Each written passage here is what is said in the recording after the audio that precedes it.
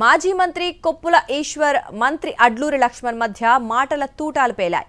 సంక్షేమ శాఖలో అవినీతి, ఇసుక మాఫియా జరుగుతోందని, 2,000 కోట్ల రూపాయల కుంభకోణం జరిగిందని కొప్పుల ఈశ్వర్ ఆరోపించారు. ఆరోపణలకు బాధ్యత వహించి రాజీనామా చేయాలని డిమాండ్ చేశారు. దానికి మంత్రి అడ్లూరి కౌంటర్ ఇచ్చారు. అవినీతి జరిగిందంటోన్న జీవన్ రెడ్డి కొప్పుల ఈశ్వర్ రుజువు చేయాలని సవాల్ విసిరారు.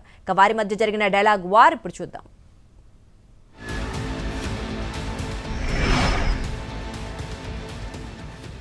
ఇలా ఇసుక మాఫియా ఖచ్చితంగా ఇప్పుడు ఈ నిమిషానికి జరుగుతుంది.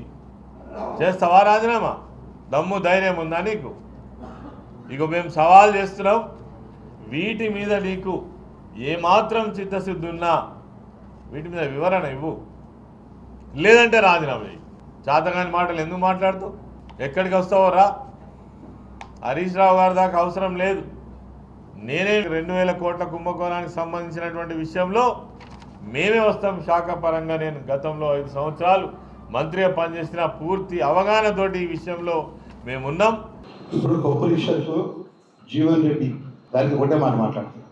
నేను ఈరోజు కూడా కొప్పుల ఈశ్వర్ గారు జీవన్ రెడ్డి గారు అంటున్నారు. ప్రజాస్వామ్యంతో ప్రజలు ఎన్నుకోబడ్డట్టు ప్రజాప్రతినిధిగా ఉన్నప్పుడు వాస్తవాలు మాట్లాడాలి. నేను ఇప్పుడు రాజీనామా పత్రం నిలిచిపోతాను. రెగ్యులేషన్ పత్రం ఇస్తాను. వాళ్ళు ఏ ఫార్మేట్ ఇవ్వమంటే ఆ ఫార్మేట్ ఇస్తాను. దమ్ము ఉంటే రివ్యూ చేయమని ఇద్దరిని.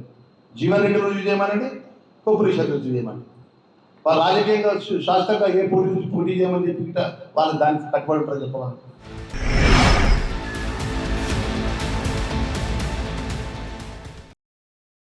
మరిన్ని అప్డేట్స్ కోసం ఛానల్ ను సబ్స్క్రైబ్ చేయండి. నోటిఫికేషన్స్ కోసం బెల్ ఐకాన్ పై క్లిక్ చేయండి.